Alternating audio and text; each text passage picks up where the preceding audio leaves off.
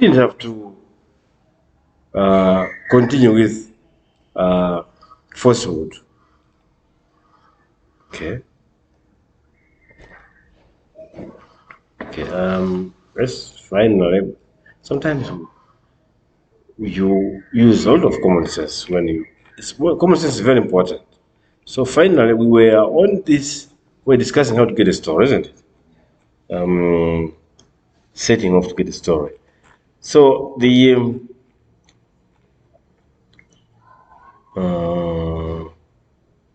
I'll give you another example on this. It's called corruption, a topic with two sides of a coin.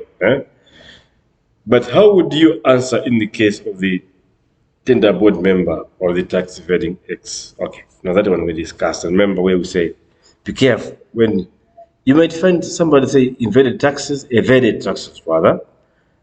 But journalists can use one instance of corruption to highlight flaws in the system that makes tax evasion and bribery easier. That story may have significant impact. Yes, you can sometimes. So investigative journalists can link the impact of tax evasion to the lack of resources of, say, clinics.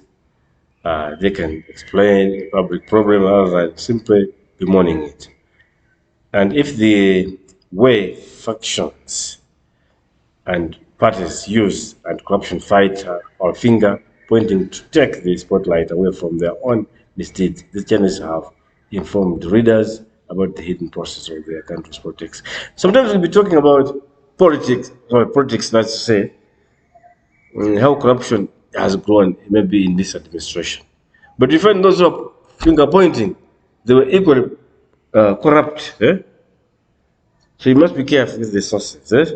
What their objective? They want to use that to their own advantage, or are they genuinely, really bent to fight corruption? Just why, after maybe 2 years, they're out of government, they think they can fight corruption. And then those who are fighting corruption, they say, we hear of corruption, yes, there, but when they were in the opposition, they promised to fight corruption, but they're doing it the opposite. Okay. Okay, so, uh, okay. Communicating ideas.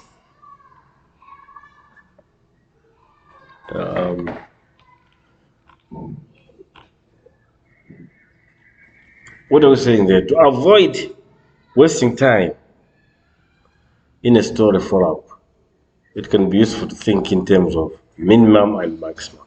That's to say, as soon as there might be a story, it is worth communicating with other newsroom players who are likely to have a role in the investigation.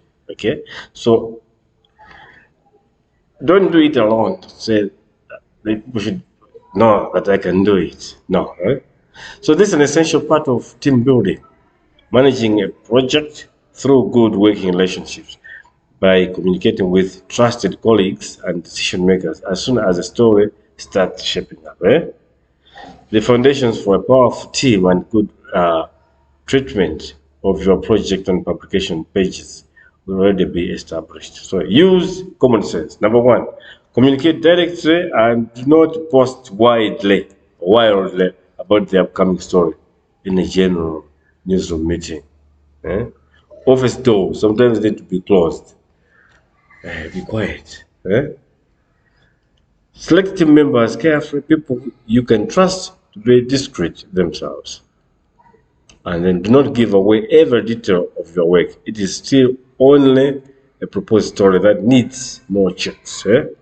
Therefore, make the status of the shared information and the need for discretion very clear.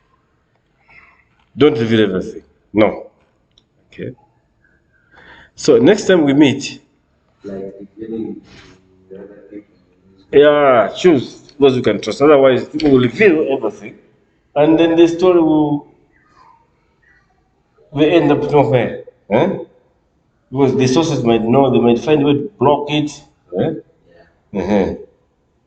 Okay. Um,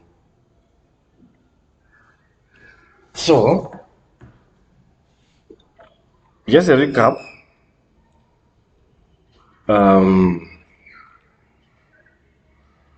We discussed last time who is that investigative journalist. Okay, we discussed it and defined investigative journalism, that is a form of journalism in which uh, reporters go in depth to investigate a single story that may uncover corruption, review government policies or of corporate houses, or draw attention to social, economic, and political or cultural trends. And an investigative journalist or team of journalists may spend months or years researching a single topic. Okay. So investigative journalism requires the reporter to dig deeply into an issue or topic of public interest.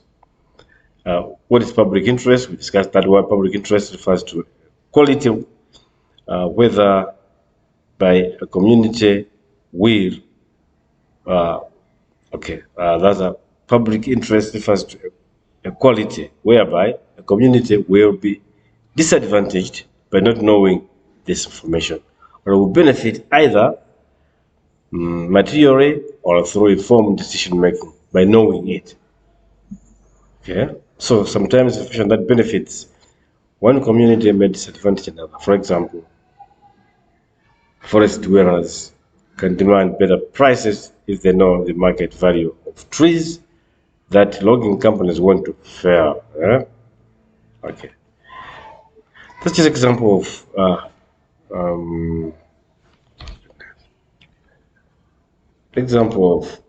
the sorry, yeah.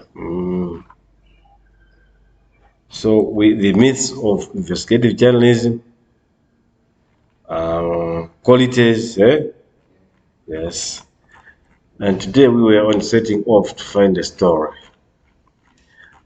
Um, when we meet next time, we'll be discussing making a plan.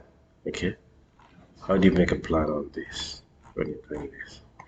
So we can stop there.